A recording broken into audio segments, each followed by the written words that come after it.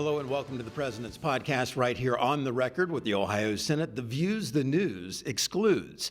I'm your host, John Fortney. I'm the Director of Communication with the Senate Republicans, the Majority Caucus in the Ohio Senate. Joining us this week, as always, the President of the Senate, Matt Huffman, Republican from Lima. Great to see you. You too, John. Totality awesome week, like totally awesome week, but totality this time. Did you get to see the eclipse? I did. I was worked for the first half of the day, my law office downtown, and then my wife Shirley and I went over to my son's house, and it was and I talked to a lot of people who had the same experience. It was sort of this is kind of neat. You have your glasses and you see it, but then when it was in that area of totality, as we've all been saying, it was really extraordinary. There's whatever special effects the movies or Las Vegas or somebody can put on, there's nothing like that. So it was really neat. And my grandkids were there and they thought it was pretty neat. We have a really good video that you'll want to watch on the record. Just go to ohiosenate.gov,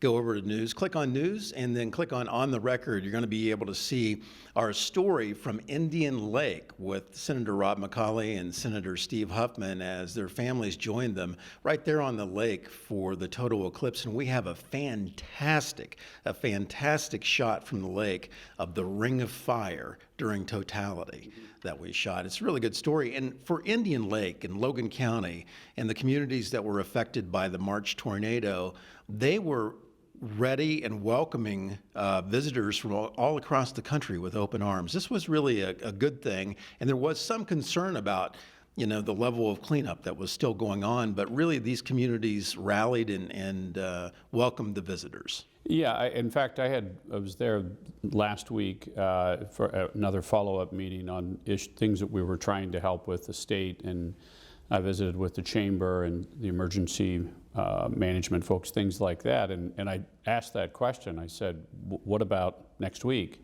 Because a lot of the folks are staying in hotels, and the hotels, of course, have been rented for a year.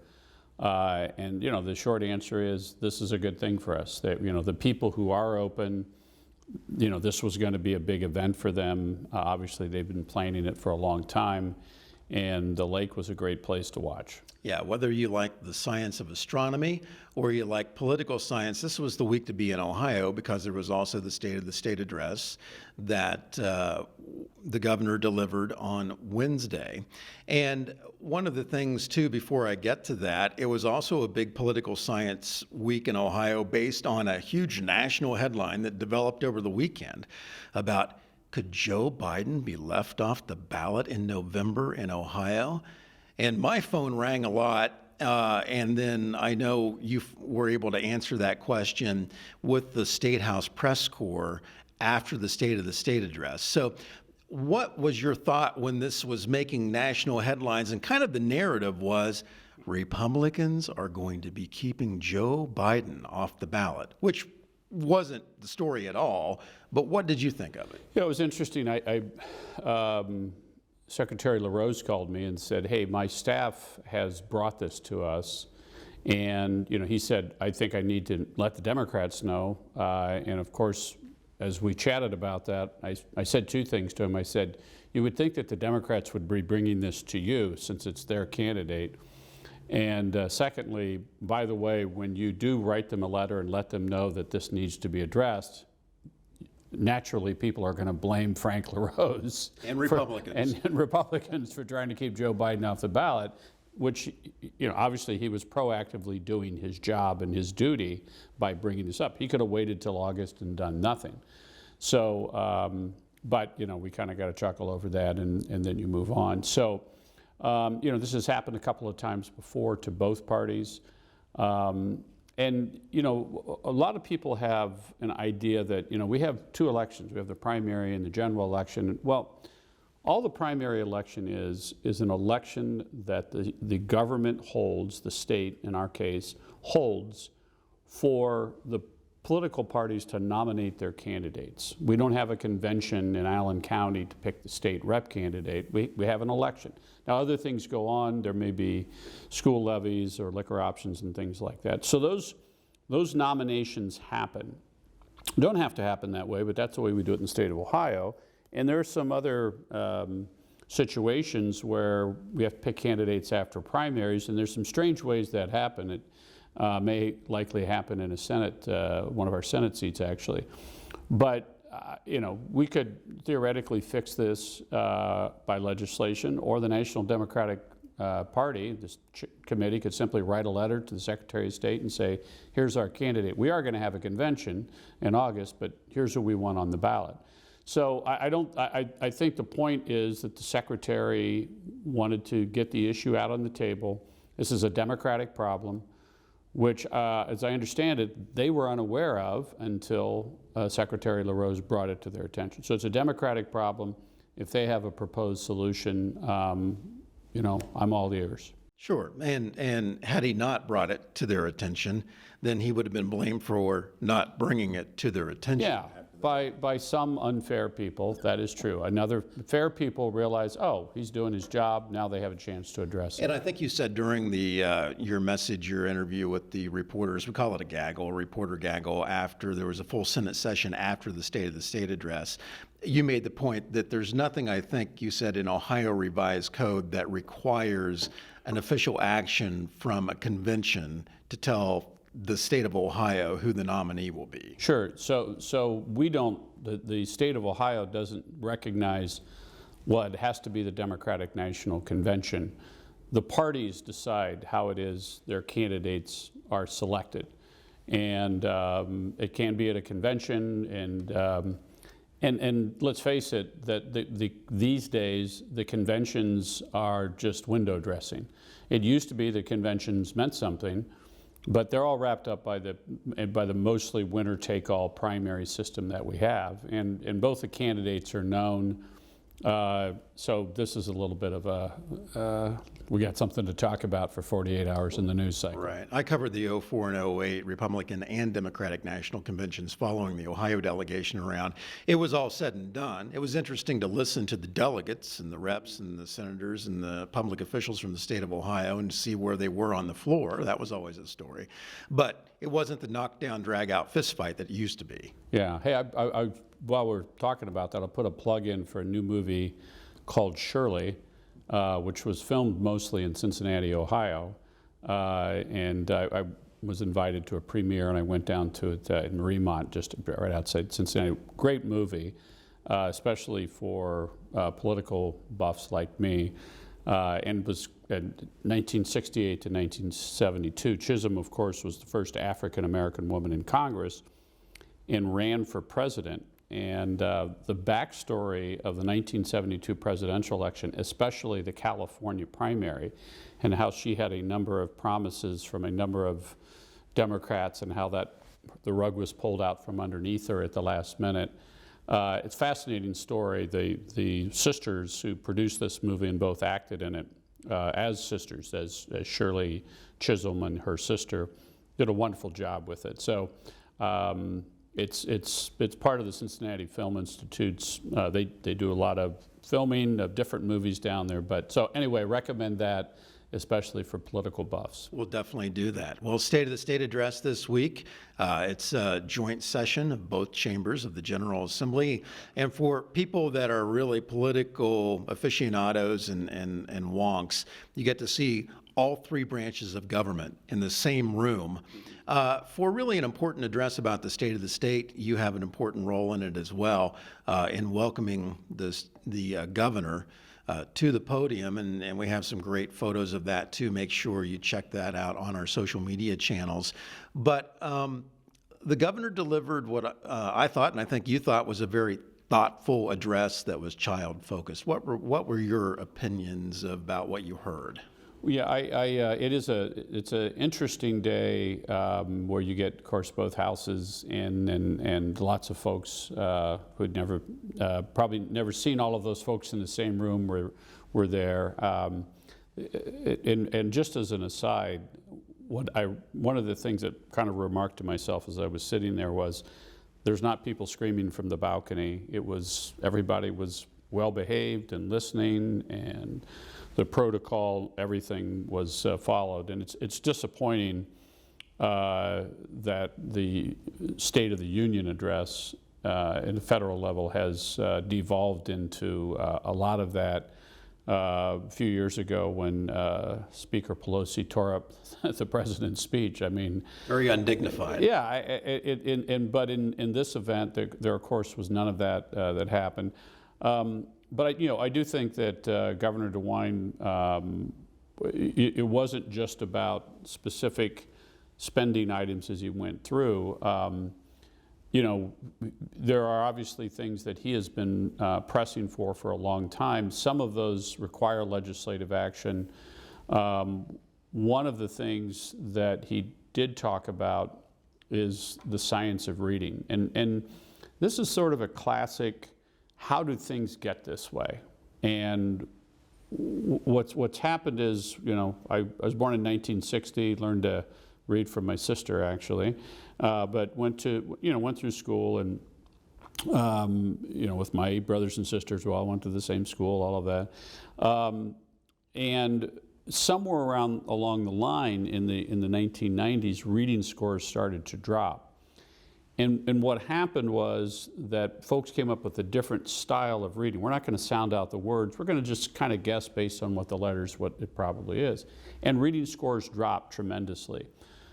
This style of reading or teaching reading originated with some folks at Ohio State University. There's a great 6-part podcast on this, and I wrote a letter to the author of that and really complimented her. I got a nice letter back from her too about the importance of exposing all of this and how really, when this was taken out to the education establishment, you go to the national conferences and people would ask questions about this style of reading that's developed here at Ohio State.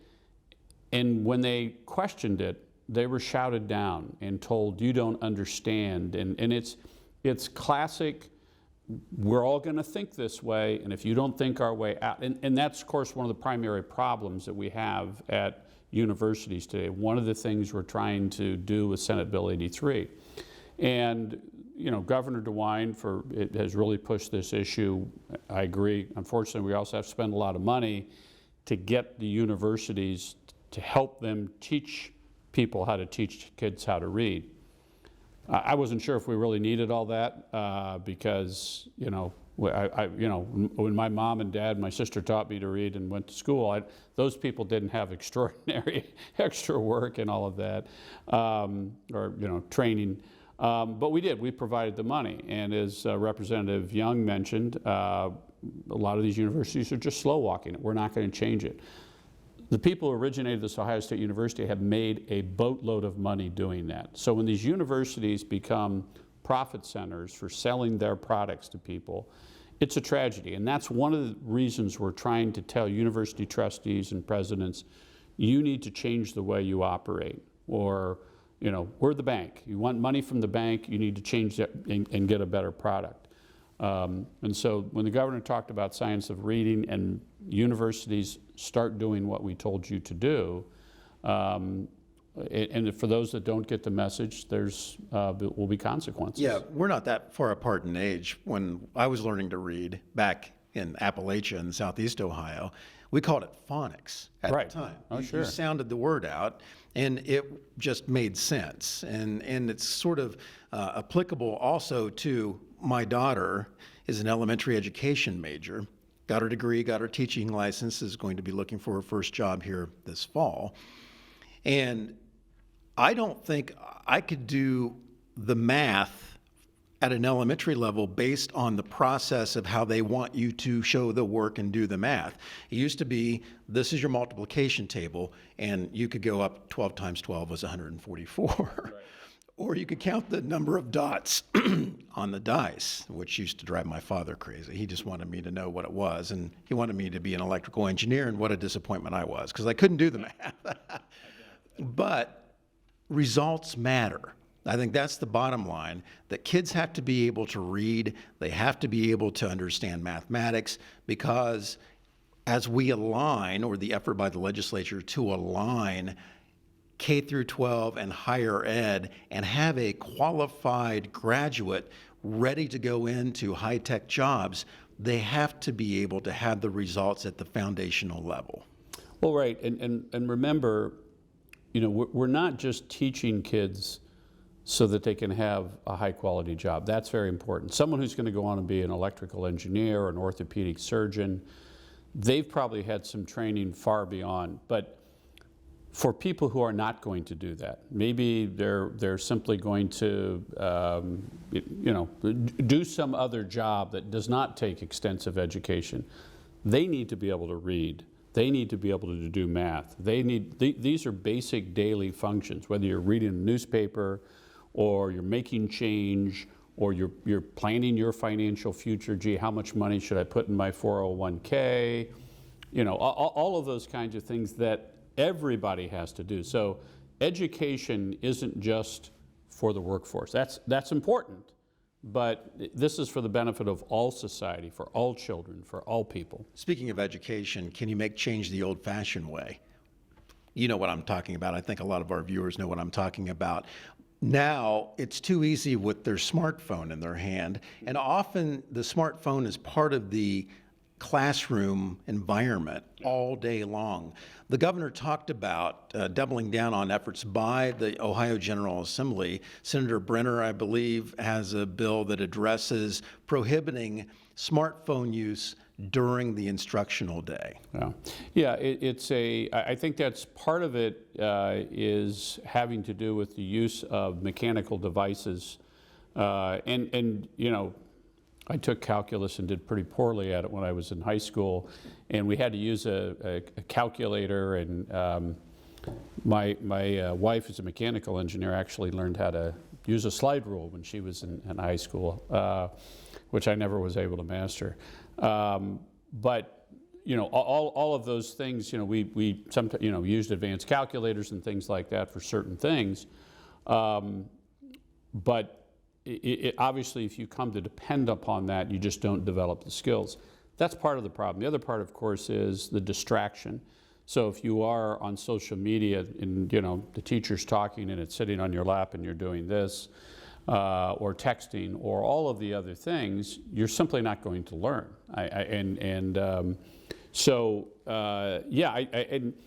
And oftentimes we will have people come and say, hey, and this happens a lot with schools, we think this is bad, but we don't want to ban it. We want you to ban it. And that way we can say, state says we have to do it this way. Now, you know, and we're not necessarily going to come out and say that publicly, by the way.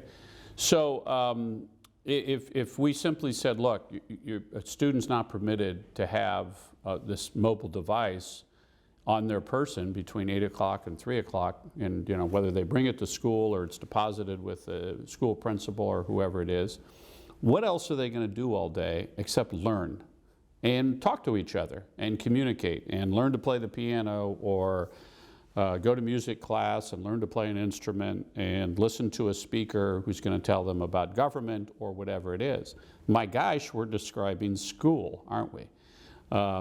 So yeah, I think the other part where the governor also talked about the use of many of the, you know, the websites with a lot of really awful content on them and trying to ban that. And unfortunately, federal court has prevented us from doing that. I don't think the federal court has any business putting down a temporary restraining order regarding that. But federal courts do that, whether I like it or not, right?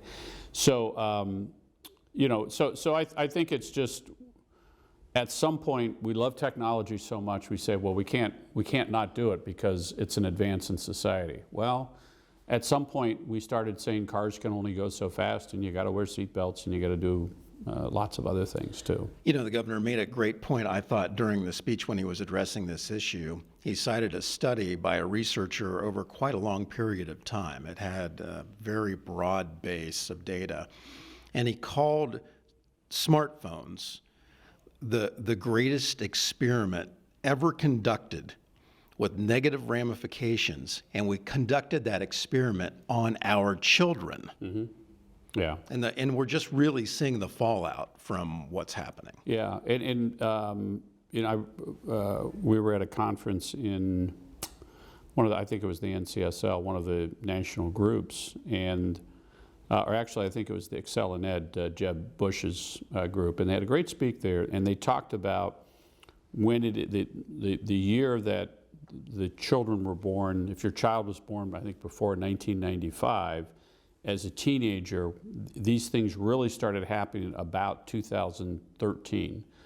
And fortunately for me, my youngest child graduated high school that year, but it's been in the last 10 years that group of kids have really been inundated with this. And that's where the negative ramifications are shown up. That's where kids are constantly in self-doubt about what they're doing and their place in life, and they're being challenged constantly by the internet and their friends about their image, and it's caused depression, all sorts of problems.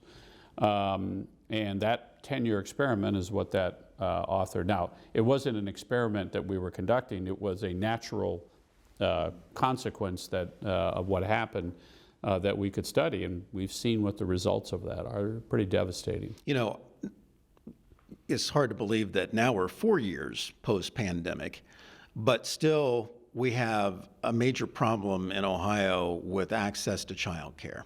The governor was talking a little bit about revising the standards within Ohio. This is something you are absolutely committed to changing and trying to increase capacity again in Ohio. What did you think about what he said, and what do you think the people in Ohio need to have available at just a foundational level regarding daycare, access to childcare? Yeah, so one of the things that happened in 2012 when we adopted the Step Up to Quality regulatory scheme, we said, first of all, it's going to go into effect in 2020. And over those 2012 to 2022, when we began, we had about 6,000 small daycare centers. These are the 2 to 6 children in the neighborhoods. Largely due to these regulatory schemes that said, well, you can't do this and you have to do that. Folks just stepped out of the business, said, well, I'm not going to watch kids because I can't afford to buy a computer and have a van and do all the things that they're telling me to do. So we went from 6,000 to 2,000. 4,000 daycare centers closed. And so my point is, you can say, hey, look, we're going to pay more and we're going to make more kids eligible. But if they don't have any place to go, it doesn't make any difference. And daycare centers that are larger, that have 100 or 200 kids, it's a different regulatory scheme, and they may be able to comply with that. But they're not flexible, and when one kid in the daycare in one of those centers gets the measles and everybody has to go home, that's a huge problem for lots of people. And of course, during the pandemic, it was a huge problem. And if there's one that has to close down and there's only 3 or 4 or 5 kids, that's one thing. And often they don't, because it's 4 or 5 kids in the same family. Their grandmother's watching them, and it's somebody in the neighborhood and all of that.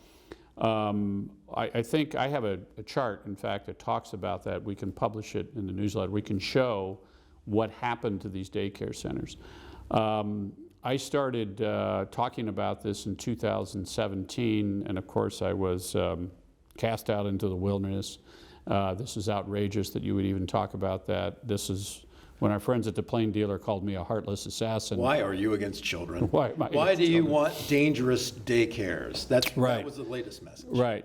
So, but I think now people are understanding that if we're going to not have places for kids to go that are safe, that are healthy, that the parents are choosing, because many of the parents would say, I'd rather go 3 doors down to the lady I know than drive my kid, 2 miles away to a big daycare center. And I mean, having choices and all of that is important. So I think that message has finally got through, to be honest with you. A lot of the folks in administration have talked to me about that, and I'm hopeful that we'll begin to address a lot of this. Well, not every daycare, not every child care facility needs to be a qualified preschool.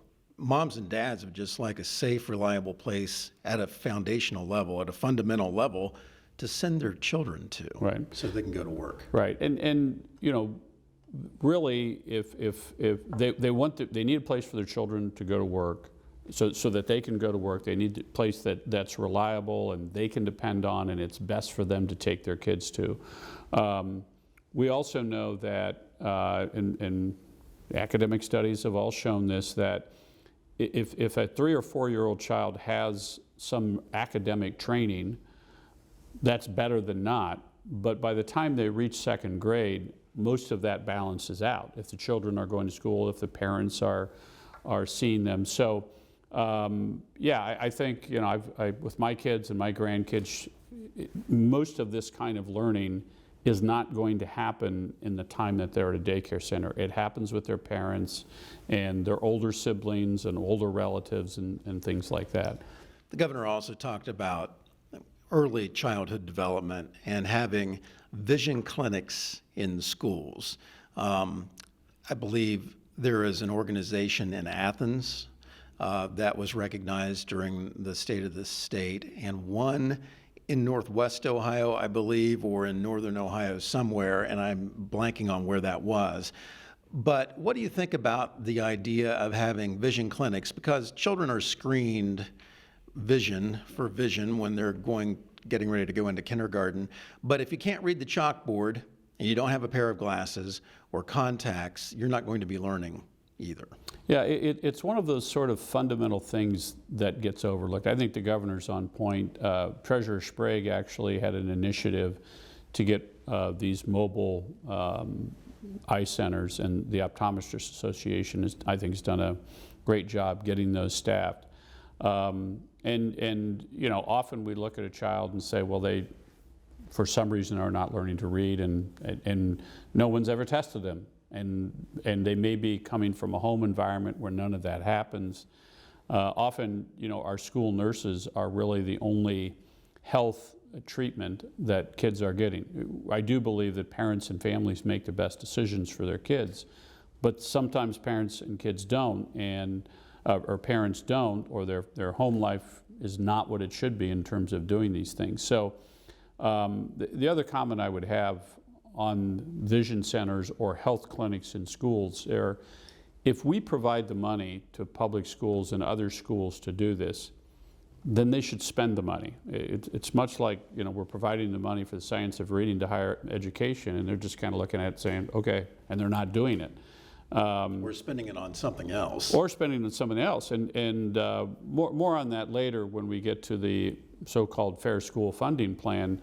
There's nothing in any of that plan that says they actually have to spend the money for what the plan calls for. And we have the same kind of problem is, well, we're going to provide money for a health clinic, and either they don't start the health clinic or they spend it on something else. Now, you know, there's a few different approaches. One is you can have the money if you're going to spend it on this, or require them to do that, make it a requirement to open the health clinic. But simply sending the money to school and saying, hey, it'd be great if you had these wraparound services for your kids, and they say, yeah, we'll take that into account, and then it gets spent on something else. Well, that's no solution at all. So, so anyway, I think the health clinics are sort of a very good example of, if we're going to give the money for that, it has to be spent on that, not on something else. One of the things, too, we were talking about higher education, the governor was suggesting that, and he said that he had directed the Department of Education and Workforce, along with higher ed, to start collecting data on where college graduates were within 6 months of graduating, to see, do you have a job? Are you working in your career field? What are you doing? I mean, because again, results matter. Yeah, and you know, we have developed this culture in higher education that the important thing is to go to college, and we don't want to look at the price tag. And by the way, college isn't affordable just because you can borrow enough money to pay for it.